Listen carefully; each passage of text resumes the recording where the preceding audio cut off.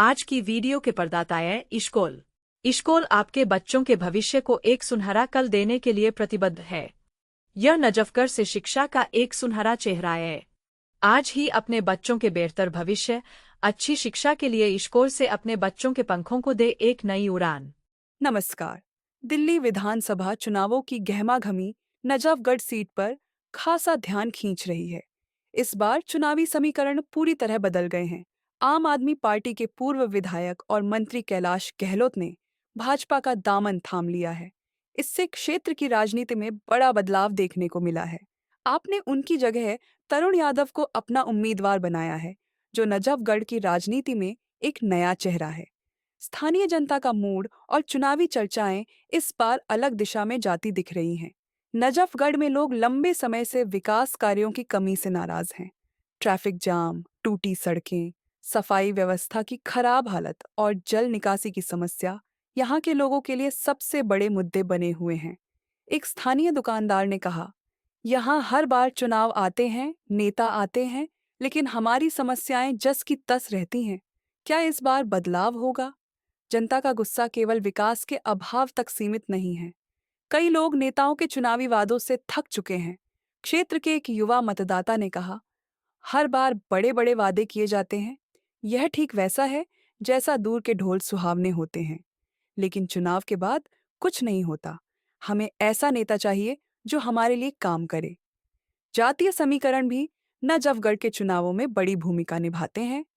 यादव समुदाय का यहाँ पर खासा प्रभाव है, लेकिन अन्य जातियों की भी अच्छी खासी उपस्थिति है।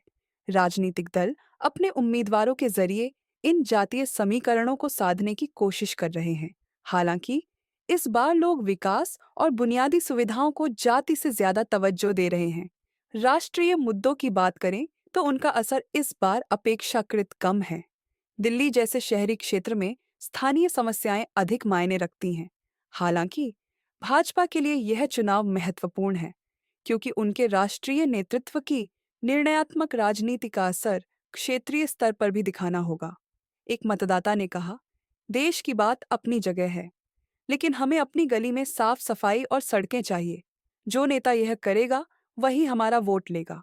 कैलाश गहलोत के भाजपा में जाने से सियासी समीकरण और दिलचस्प हो गए हैं। गहलोत को उनके पिछले कार्यकाल में उनके मंत्रालय द्वारा किए गए कामों पर जवाब देना होगा। वहीं तरुण यादव जैसे नए चेहरे के लिए यह चुनाव एक मौका है, लेकिन उनकी अनुभवहीनता एक चुनौती भी है। चुनाव में नजफगढ़ की जनता का फैसला इस बार बेहद अहम होगा। स्थानीय मुद्दों पर नेताओं की जवाबदेही से लेकर जातीय समीकरण और चुनावी रणनीतियां इस क्षेत्र के परिणामों को प्रभावित करेंगी। जनता के सवाल साफ हैं। क्या इस बार हमारी समस्याएं हल होंगी? क्या नेताओं के वादे हकीकत में बदलेंगे? एक बुजुर्ग मतदाता ने बड़ी सटीक बात कही, नेता आएंगे, भाषण देंगे, लेकिन हम वही चुनेंगे जो हमारे लिए काम करेगा। भाषण से पेट नहीं भरता, काम से भरोसा होता है। जनता इस बार बदलाव चाहती है और यह चुनाव नेताओं के लिए चुनौती है कि वे अपने वादों को किस तरह हकीकत में बदलते हैं। नजफगढ़ के इस चुनाव में हर नागरिक की भूमिका अहम है। यह चुनाव न केवल राजनीतिक पार्टियों की रणनीतियों की परीक्षा है, बल्कि जनता की सोच और प्राथमिकताओं का भी आईना है। नजफगढ़ के चुनावी माहौल का हाल जानने के लिए देखते रहिए नजफगढ़ न्यूज़ चैनल। हमें सब्सक्राइब कीजिए, यूट्यूब पर हमसे जुड़े और घंटी को दबाएं, जिससे हमारी वीडियो आप तक पहुंचती रहे।